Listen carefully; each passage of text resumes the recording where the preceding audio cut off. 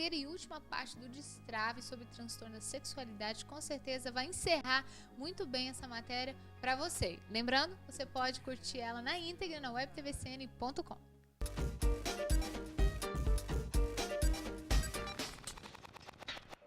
Um outro problema ligado ao vício sexual é a pornografia. Pesquisas revelam que a cada dia aumenta o número de pessoas que acessam este conteúdo. Fácil a pornografia, hoje você acessa na internet, em qualquer lugar. Mas até então eu não tinha consciência do quanto isso era. Quanto isso me fazia mal, entendeu? Basicamente isso era normal. Normal, é uma coisa que aparentemente todo mundo faz. Eu lembro que eu chegava em casa da faculdade e a primeira coisa que eu fazia era ir para o meu quarto, me fechar, assistir coisas na televisão ou na internet. E tinha essa necessidade mesmo da masturbação.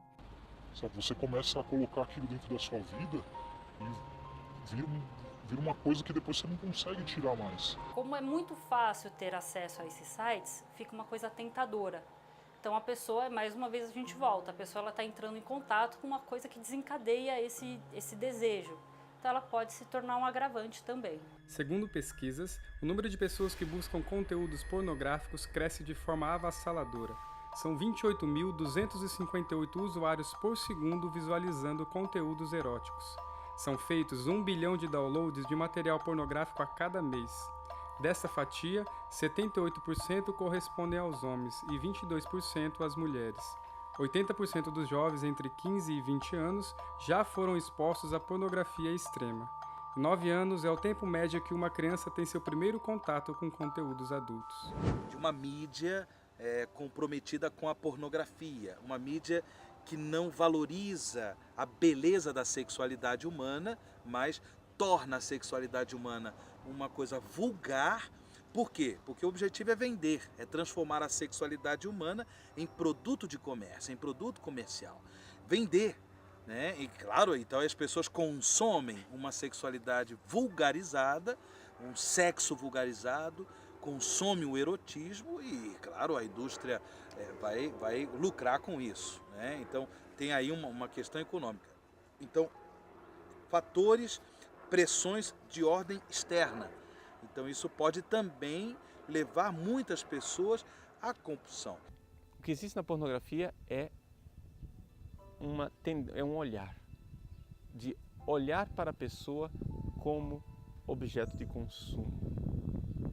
Então, para uma pessoa se libertar da pornografia, é necessário aprender um novo olhar. Aprender a olhar para as pessoas de forma integral. Aprender a olhar para as pessoas corpo e alma. Quando um rapaz vê uma cena pornográfica na internet, ele, de forma alguma, pensa que aquela pessoa que está lá tem alma. Uma das penitências que eu dou costumeiramente para pessoas que viram vídeos e fotos pornográficos é o seguinte: agora você vai rezar pela alma daquelas pessoas. Reze pela alma das pessoas que você viu naquela cena pornográfica, porque eles têm a alma em perigo. Reze pela salvação eterna deles.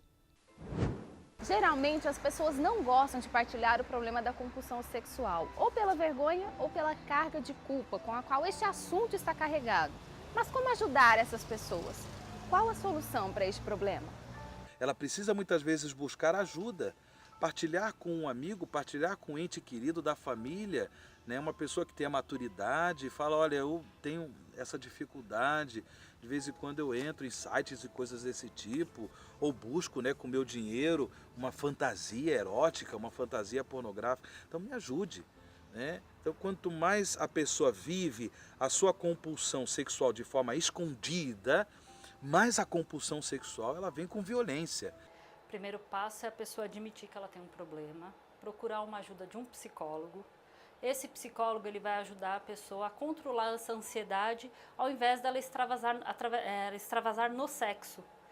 Daí o psicólogo, em conjunto com o paciente, vai descobrir as raízes desse problema.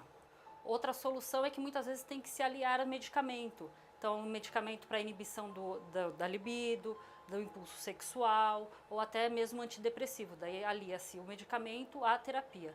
Grupos de autoajuda nos moldes dos alcoólatras anônimos também são bacanas, porque as pessoas trocam experiências e através dessa troca de experiências elas aprendem a lidar melhor com o problema que elas têm, com a dependência em si.